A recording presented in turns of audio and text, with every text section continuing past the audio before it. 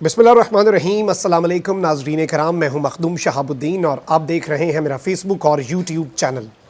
उम्मीद करता हूं आप सब लोग बखैर व आफियत होंगे और जहां भी होंगे अपने अहले खाना समेत खुश भी होंगे और महफूज भी। नाज़रीन कराम, पाकिस्तान के लिए एक बहुत बड़ा दिन है, क्योंकि एक जानिब तो इमरान रियाज़ की गिरफ्तारी और 4 से 5 दिन का ड्रामा जिसने इमरान रियाज़ को इस सारी मुसीबत में फंसाने वालों को खुद एक्सपोज कर दिया। इस मामले के बाद अब बहुत सी चीज़ें हो रही हैं। एक तो खौफ का बुत जिसका जिक्र इमरान खान ने किया था, वो खौफ का बुत टूटने के बहुत करीब पहुंच चुका है। तो वहीं दूसरी जानिब एस्टैब्लिशमेंट भी इस वक्त कमज़ोर पड़ गई है और अब ऐसा लग रहा है कि मुक़्तदर हल्के जो आज से 5-6 महीने पहले ताकत का मंबा हुआ करते थे पाकिस्तान में, अब उन्होंने भी अपनी कमज़ोरी को रियलाइज़ कर लिया है और जो ग्राउंड है, जो बेसिक ग्राउंड जिसके अंदर आपके कदम होते हैं, वो उस तरह से अब अनफॉर्चुनेटली ऐसा लग रहा है कि नहीं जम चुके। जबकि इमरान रियाज़ और आरिफ हमीद भट्टी साहब जो है, उनके गले मिलने की वीडियो ने भी एक मोहर लगा दी है। अब ये फ्रीडम ऑफ एक्सप्रेशन से मामला बहुत आगे चला गया है, अब ये आज़ादी सहाफ़त की जंग से मामला बहुत आगे चला गया है और अब जितने कुछ हुआ है पिछले 5 दिन के अंदर, इसने बहुत सी नई चीज़ों पर मोहर सब्त कर दी है। और इमरान रियाज़ के हवाले से भी कुछ चीज़ें हैं जो मैंने अभी आपके सामने रखनी है और ये पूरा मंजरनामा समझने में आपको काफ़ी हद तक आसानी हो जाएगी। अच्छा देखें, आप सबसे पहले आपने कुछ बेसिक फंडामेंटल्स जो हैं इस पूरे इशू के, इस पूरे सिनेरियो के, उन्हें समझ लेना है। इमरान रियाज़ खान की गिरफ्तारी और ये जो पूरा ड्रामा और जो उनके साथ जुल्म हुआ, इससे क्या सबक हासिल होता है और इससे क्या सबक हासिल करना चाहिए, क्योंकि अब भी वक्त नहीं गुजरा, अब भी बहुत कुछ नहीं बिगड़ा। और इस सब में ऑब्वियसली कुछ सवालात हैं कि एक तो आपने उसे खामोश करवाना था, वो खामोश नहीं हुआ। एक तो आपने उसकी आवाज़ को दबाना था, उसकी आवाज़ दबने के बजाय हर शख्स उसकी आवाज़ बन गया। एक तो आपने सबसे मशहूर सहाफ़ी को पकड़ कर निशाने इबरत बनाकर बाकियों को डराना था, क्योंकि इलेक्ट्रॉनिक मीडिया और प्रिंट मीडिया तो आपने कंट्रोल कर लिया। सोशल मीडिया शुतर बेमहार है, ये आपके कंट्रोल में नहीं आ रहा। इसमें अवाम सिर्फ उसी को सुनती है जो हक और सच की बात करता है। अवाम इस वक्त वेल इन्फॉर्म्ड हो चुकी है, ये 90 की दिहाई नहीं है। तो आपने कहा कि सोशल मीडिया पर उठने वाली सारी आवाज़ें दब जाएंगी, वो नहीं डरे, बल्कि वो तो और खुलकर सामने आ गए। उन्होंने तो और खुलकर अपने ख्यालात का इजहार करना शुरू कर दिया। एक तो ये सब कुछ। दूसरा, इमरान रियाज़ का क्या रिजॉल्व टूटा, क्या उसके आसाब जो हैं वो कमज़ोर पड़ गए? ऐसा भी नहीं हुआ, उसकी मुस्कुराहट हर गुजरते दिन के साथ बढ़ती चली गई।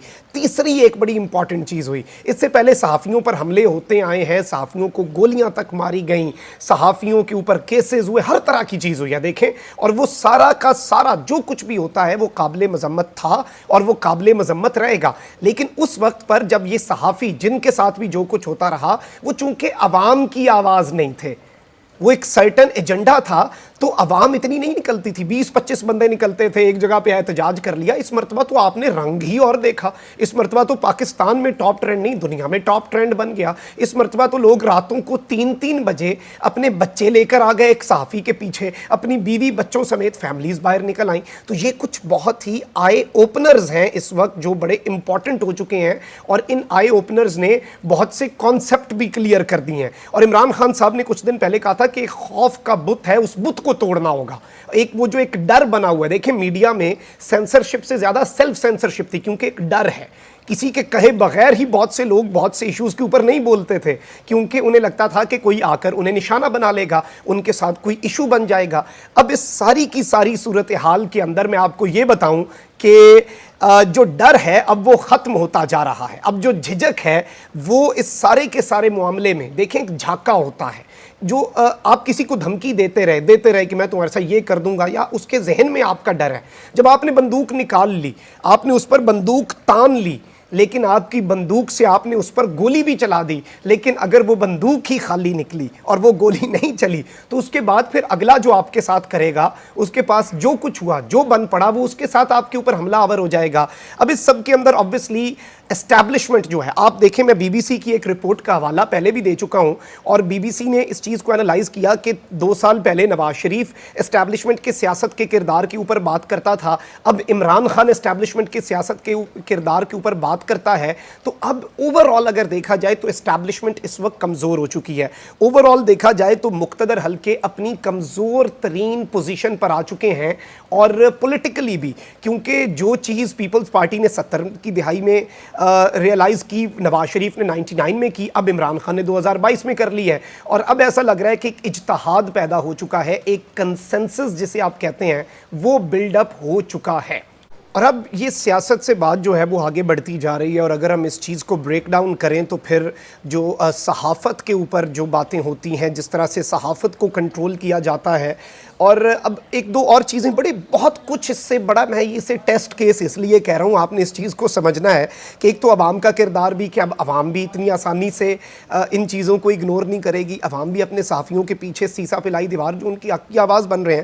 اور اس سارے کے سارے معاملے میں آپ دیکھ لیں کہ جتنے لوگ, چاہے وہ عمران ریاض ہوں یا جو عمران ریاض کے ساتھ کھڑے ہوئے, ان کے اوپر اسٹیبلشمنٹ کا ٹیگ تھا کہ وہ پاکستان کے مقتدر حلقوں کے مہرے ہیں, اور وہ پاکستان کی جو طاقتور ترین ملٹری اسٹیبلشمنٹ ہے اس کے اشاروں پر ناچنے والے لوگ ہیں. تو یہ بھی ایک کانسیپٹ کلیئر ہوا اس سارے معاملے میں, اس پورے فیاسکو میں, آلدو رجیم چینج آپریشن میں نہیں صرف, بلکہ عمران ریاض والے معاملے میں بھی, کہ یہ جتنے لوگ تھے, چاہے ہماری بات کر لیں, یہ اسٹیبلشمنٹ کے مہرے نہیں تھے, یہ اس وقت پاکستان کے مہرے تھے, یہ پاکستان کے لیے کام کر رہے تھے. انہیں اسٹیبلشمنٹ نے کھجل تو کیا, انہیں اسٹیبلشمنٹ نے کھسکایا تو صحیح آبویسلی, جس کے اندر بہت سی چیزوں کے اندر ان کا معاملہ اور ان کا کیس جو ہے وہ خراب بھی ہوا, لیکن اب سوالات یہاں پر بہت اہم ہیں.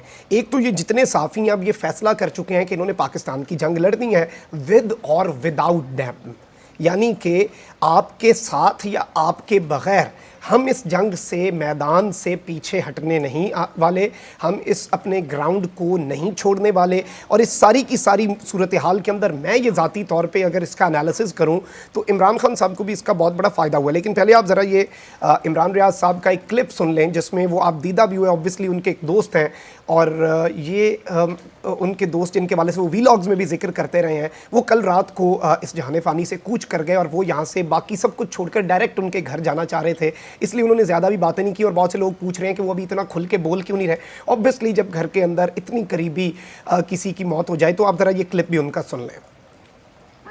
لوگوں سے اپنے ویلاگ کے ذریعے درخواست کی تھی, میرا دوست تھا عدنان, وہ اب نہیں ہے, میں اس کے گھر جا رہا ہوں, بعد میں بات کریں گے.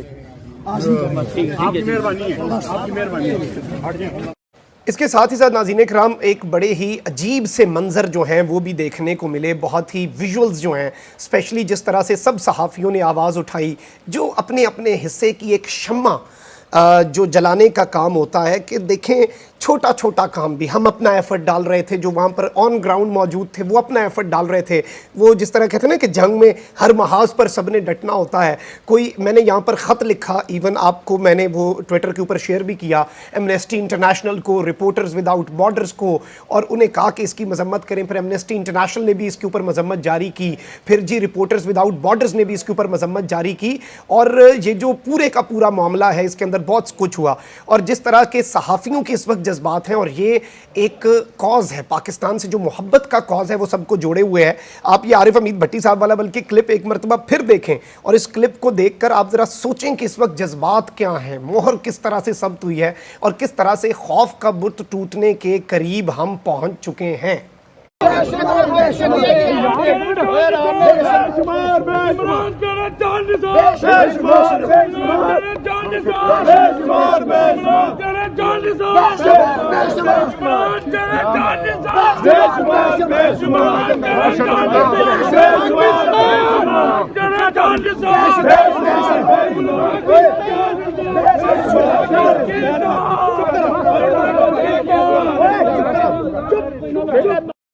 مان لیں جی ایک مرتبہ پھر سے مس کیلکولیشن ہو گئی ہے, ایک مرتبہ پھر سے ایڈونچر کرنے کی کوشش تھی جو کہ مس ایڈونچر میں بدل چکی ہے, اور جتنے آبجیکٹیوز تھے, جتنے ایمز تھے اس پورے ڈرامے کے اندر سے آپ نے جو اخذ کرنے تھے بینیفٹس, ان میں سے ایک بھی آپ حاصل نہیں کر سکے. اس وقت خدا را ابھی بھی وقت ہے. یہ تفریق بہت بڑھتی جا رہی ہے. پاکستان سے محبت کرنے والا, پاکستان کی فوج سے, اداروں سے محبت کرنے والا شخص کڑ رہا ہے.